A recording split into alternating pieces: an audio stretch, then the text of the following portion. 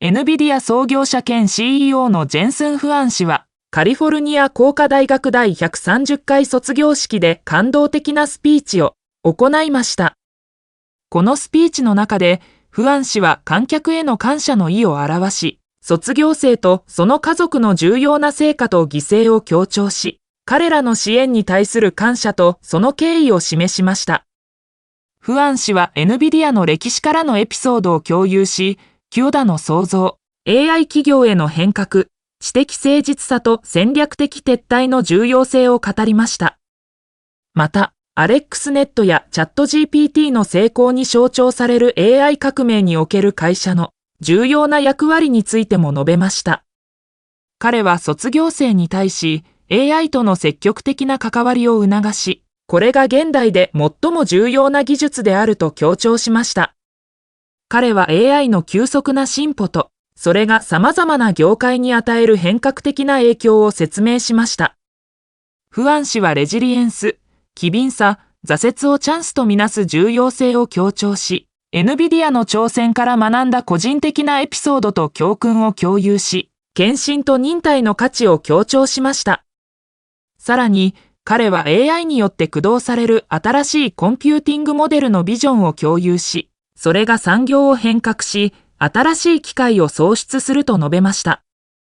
彼は卒業生に対し、人生の優先事項を明確にし、最も重要なことに集中し、人生の仕事に専念するようアドバイスしました。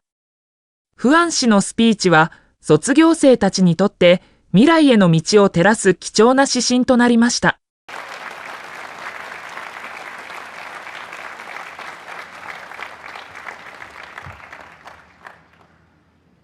It really makes me cringe listening to all that. Thank you for that kind introduction, but I hate hearing about myself. And just as a show, well, maybe if you could just applaud. How many of you know who NVIDIA is?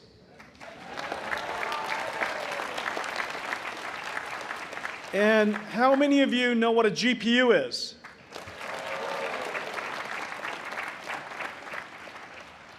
Okay, good. I don't have to change my speech. Ladies and gentlemen, President Rosenbaum, esteemed faculty members, distinguished guests, proud parents, and above all, the 2024 graduating class of Caltech.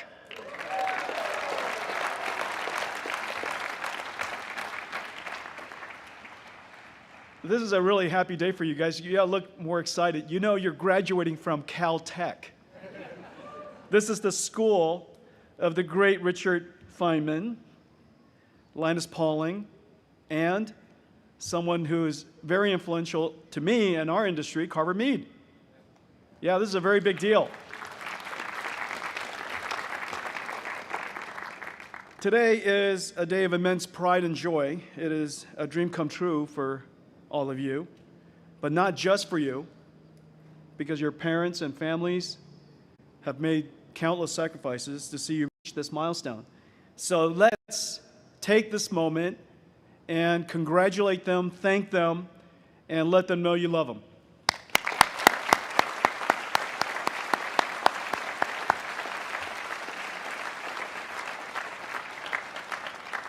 You don't want to forget that because you don't know how long you're going to be living at home. You want to be super grateful today. As a proud parent, I really loved it when my kids didn't move out. And it was great to see them every day. But now they've moved out, it makes me sad. So hopefully you guys get to spend some time with your parents. Your journey here is a testament of your character, your determination, willingness to make sacrifices for your dreams. And you should be proud. The ability to make sacrifices, endure pain and suffering. You will need these qualities in life. You and I share some things in common. First, both chief scientists of NVIDIA were from Caltech.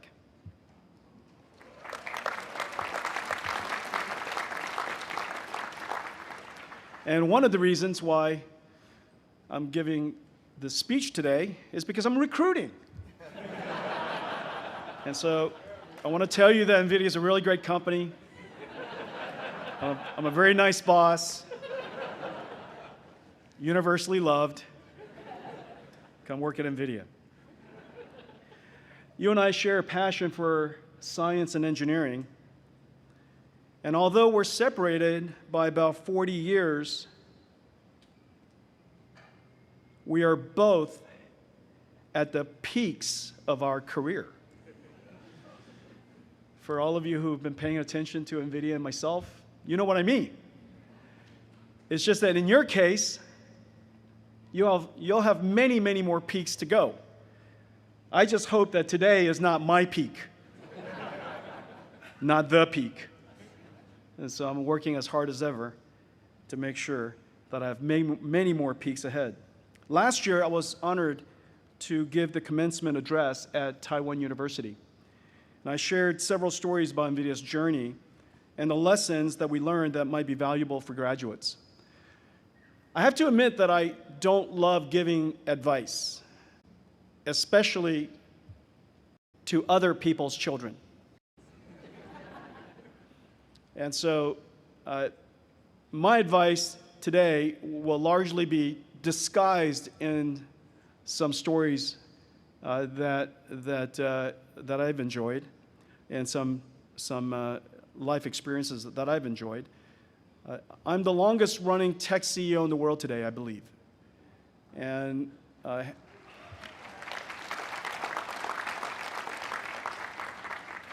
over the course of 31 years, I managed not to go out of business, not get bored, and not get fired.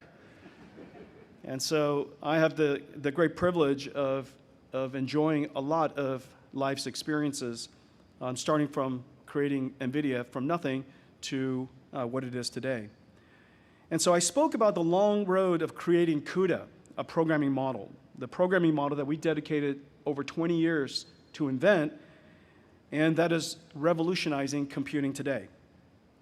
I spoke about a very quite public, canceled Sega game console project we worked on, and where intellectual honesty, something that I know Richard Feynman cares very deeply about and spoke quite often about, where intellectual honesty and humility saved our company, and how a strategic retreat was one of our best strategies.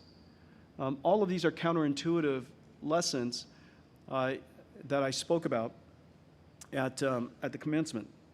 But I encouraged the graduates to engage with AI, the most consequential technology of our time. And I'll speak a little bit more about that later, but all of you know about AI. It's hard not to be immersed in it and surrounded by it, and a great deal of discussion about it. And of course, I hope that all of you are using it and playing with it with surprising results, and some magical, some disappointing, and some surprising. But you have to enjoy it, you have to engage it, because it's advancing so quickly. It is the only technology that I've known that is advancing on multiple exponentials at the same time. And so the technology is changing very, very quickly. So I advised the students at the Taiwan University to run, don't walk, and engage the AI revolution. And yet 1 year later, it's incredible how much has changed. And so today, what I wanted to do is share with you my perspective, from my vantage point, of some of the important things that are happening that you're graduating into. And these are extraordinary things that are happening that you should have an intuitive understanding for, because it's going to matter to you, it's going to matter to the industry, and hopefully you take advantage of the opportunity ahead of you. The computer industry is transforming from its foundations, literally from studs. Everything is changing from studs on up, and across every layer, and soon every industry will also be transformed. And the reason for that is quite obvious, because computers today are the single most important instrument of knowledge, and it's foundational to every single industry and every field of science. If we are transforming the computer, so profoundly, it will, of course, have implications in every industry. And I'll talk about that in just a little bit. And as you enter industry, it's important you know what's happening. Modern computing traces back to the IBM System 360. That was the architecture manual that I learned from. It's an architecture manual that you don't need to learn from. A lot better documentation and better descriptions of computers and architecture has been presented since.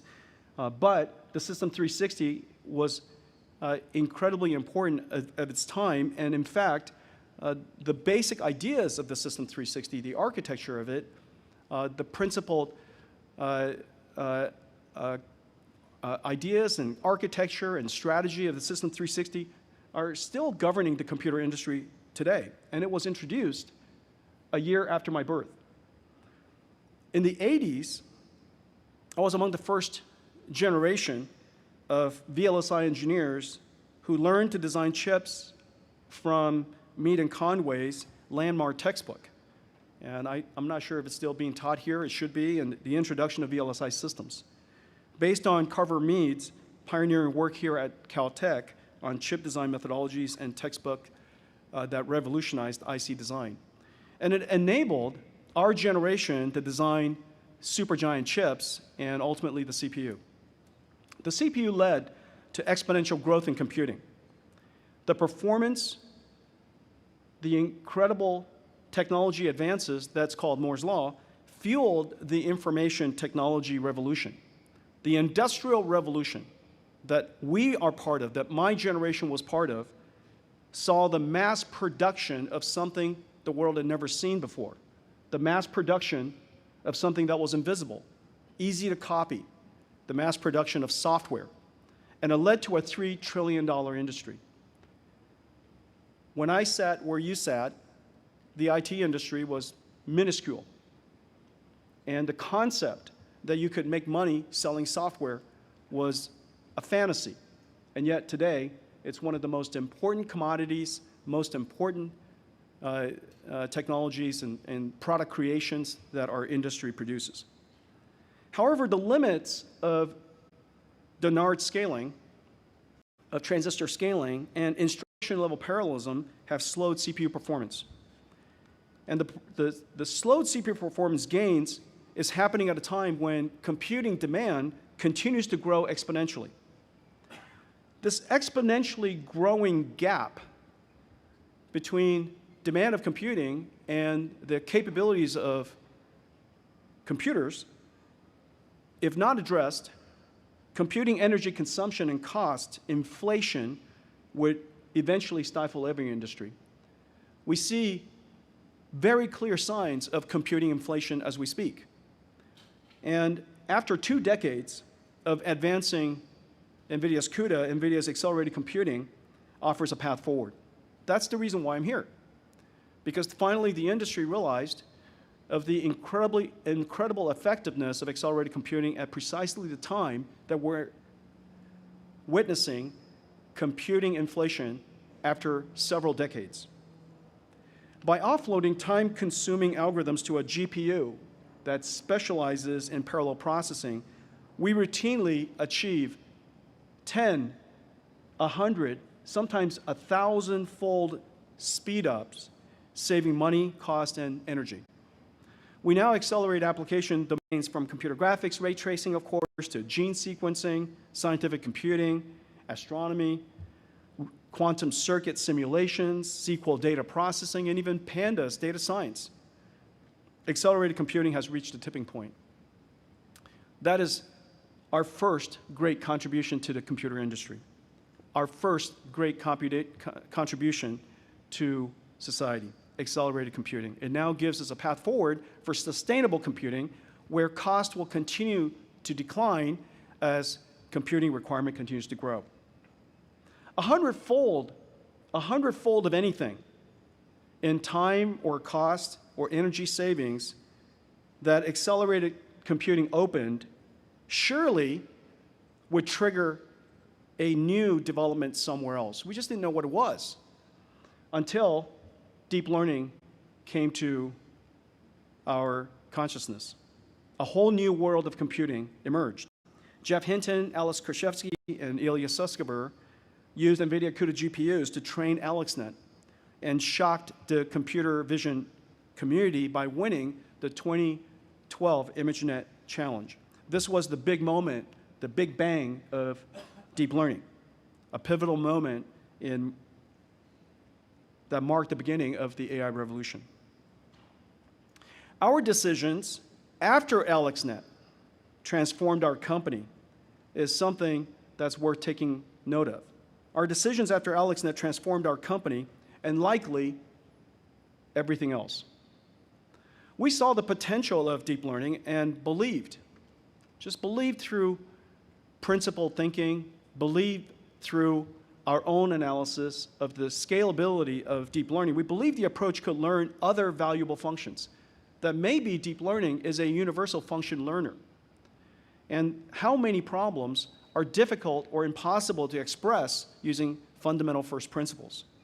And so when we saw this, we thought this is a technology we really have to pay attention to because its limits are potentially only limited by model and data scale.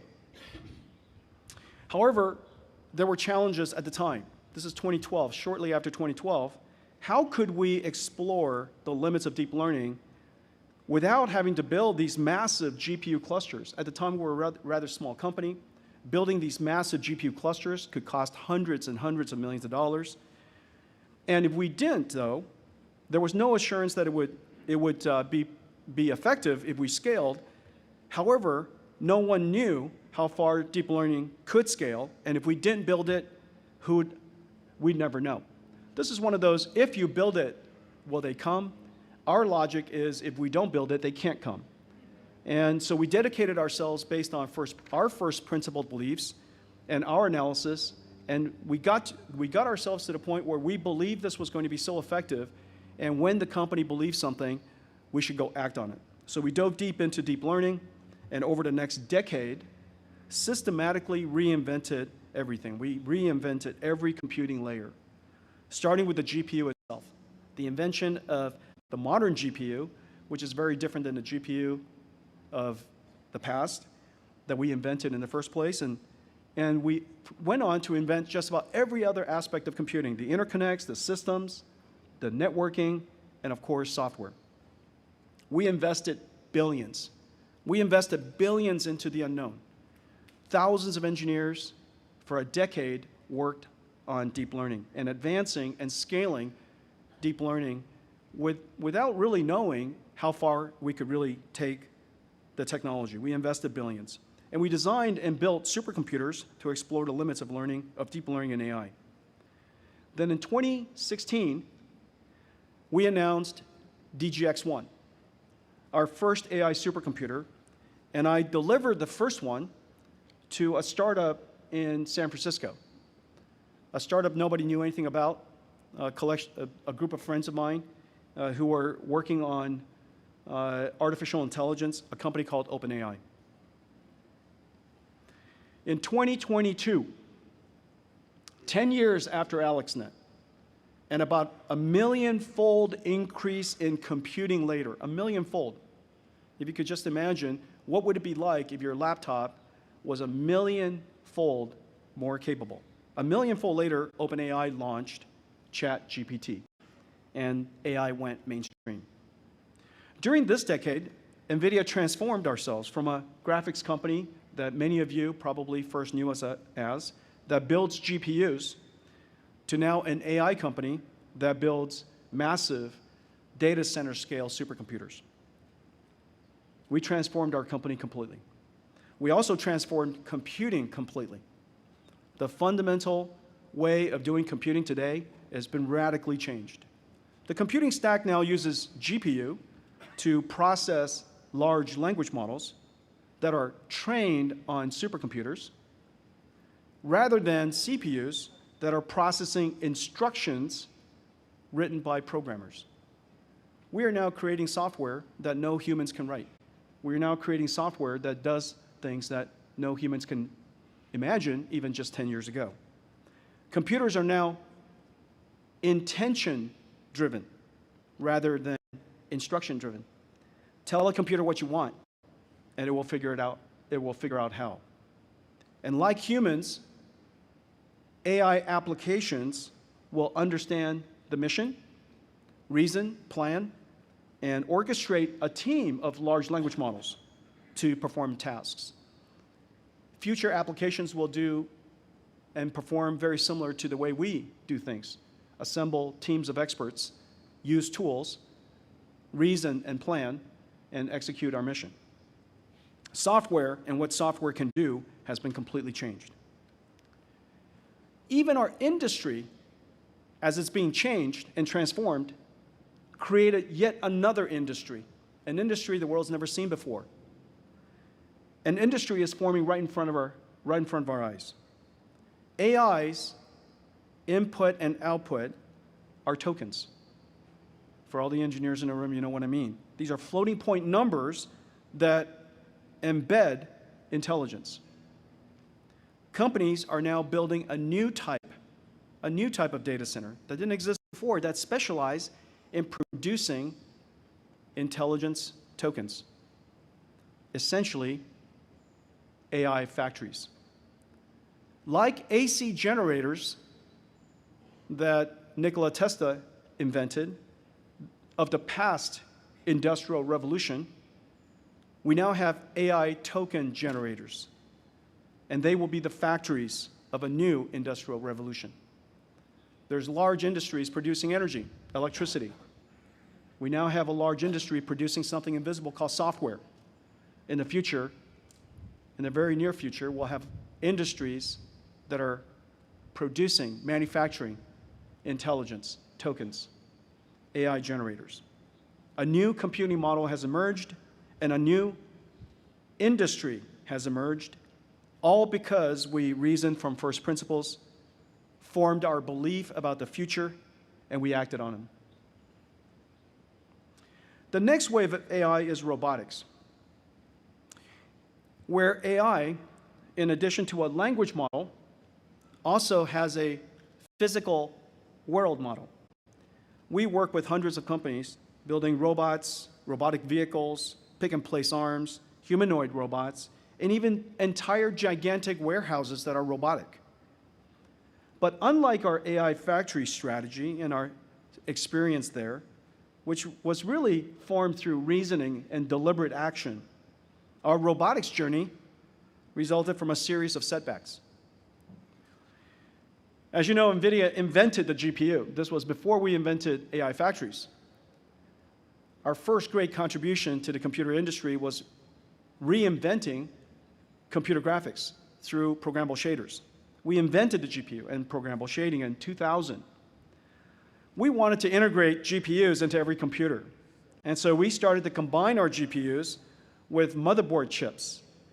And we launched a fabulous integrated graphics chip at the time for AMD CPUs.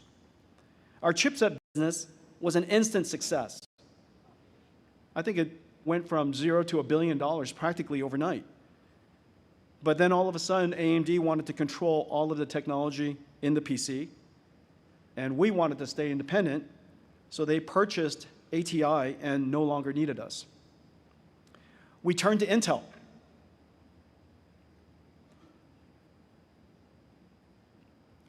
That probably wasn't a great idea, but we turned to Intel and negotiated a license to connect to Intel CPUs. Apple was excited about what we were building and asked us to work on a new computer with them, which became the first MacBook Air. Well, Intel saw what happened and decided they didn't want us to do that anymore.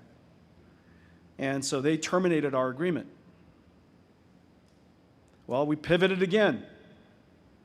And this time, we went and licensed ARM. And we built a low-power SoC, a mobile SoC, the world's first SoC that was essentially a computer, a full operating computer, and it was incredible. Our chip excited Google, and they asked us to work on a new device, which turned out to have been the Android mobile device. Well, Qualcomm decided they didn't want us to do that. And so they didn't want us to connect to their modems, and it's hard to build a mobile device without being connected to a modem. And there were no other LTE modem companies. So we had to exit the mobile device market. Well, this happened practically on a year rhythm. And we would build something, it would be incredibly successful, generate enormous amounts of excitement, and then 1 year later, we were kicked out of those markets. Well, with no more markets to turn to, we decided to build something where we are sure there are no customers. Because one of the things you can definitely guarantee is where there are no customers, there are also no competitors. And nobody cares about you. And so we chose a market with no customers, a $0 billion market, and then it was robotics. We built the world's first robotics computer, processing an algorithm nobody understood at the time called deep learning. This is over 10 years ago now. 10 years later, I can't be happier with what we've built and the opportunity to create the next wave of AI. More importantly, we developed agility and a culture of resilience. One setback after another, we shook it off and skated to the next opportunity. Each time, we gained skills and strengthened our character. We strengthened our corporate character. Our company is really hard to distract and really hard to discourage, and no setback that comes our way doesn't look like an opportunity these days. Ironically, the robotics computer that we built today doesn't even need graphics, which is why our journey started in the first place.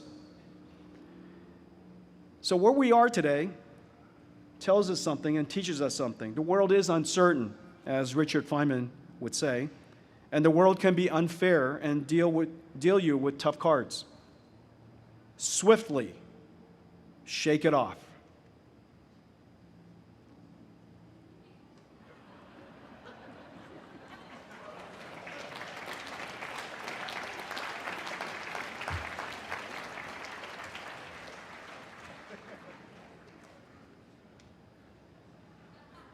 You've apparently been paying too much attention to your books. Swiftly shake it off. Come on, that's pretty clever. I made myself laugh.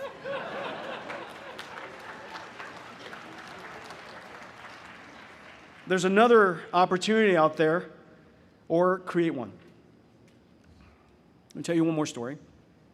I used to work from one of our international sites for 1 month each summer. When our kids were in their teens, we spent a summer in Japan. Over a weekend, we visited Kyoto and the Silver Temple. If you haven't had a chance to go, you must. It's renowned for its exquisite moss garden. The day we visited was quintessential Kyoto summer day. Suffocatingly hot and humid, sticky. Heat is radiating from the ground. The air was thick, still. Along with the other tourists, we wandered through the meticulously groomed moss garden. And I noticed the lone gardener. Now remember, the moss garden, this is the Silver Temple. The moss garden is gigantic. It's about the size of this courtyard. And it has the largest collection of just about apparently every species of moss in the world. And just exquisitely maintained. I noticed the lone gardener squatting, carefully picking at the moss with a bamboo tweezer and putting it in the bamboo basket. And it's a bamboo tweezer, you know, and it's just this one gardener. And the basket looked empty. Well, for a moment there, I thought he was picking imaginary moss into a pile of imaginary dead moss. And so I walked up to him and I said, "What are you doing?" And in his English, he said, I'm picking dead moss. I'm taking care of my garden. And I said, but your garden is so big. And he responded, I have cared for my garden for 25 years. I have plenty of time. Well, that was one of the most profound learnings in my life, and it really taught me something. This gardener has dedicated himself to his craft and doing his life's work. And when you do that, you have plenty of time. I begin each morning, I do every single morning exactly the same way. I begin each morning by doing my highest priority work first. I have a very clear priority list, and I start from the highest priority work first. Before I even get to work, my day is already a success.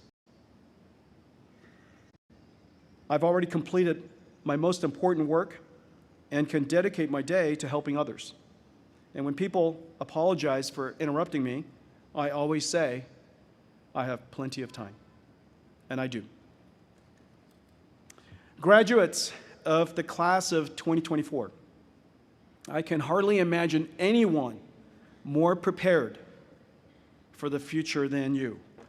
You dedicated yourself, you worked hard, you earned a world-class education from one of the most prestigious schools in the world. And as you commence into the next stage, take my learnings, and hopefully they'll help you along the way. I hope you believe in something unconventional, something unexplored. But let it be informed and let it be reasoned. Then dedicate yourself to making it happen.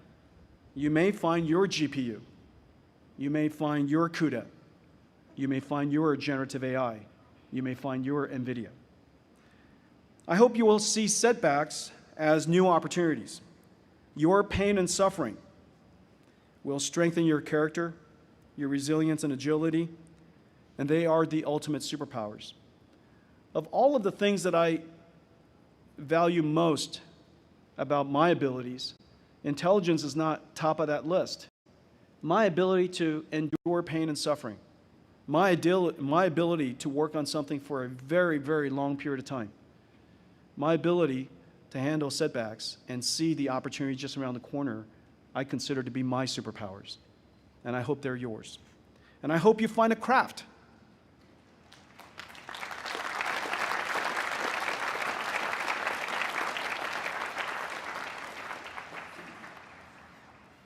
I hope you find a craft.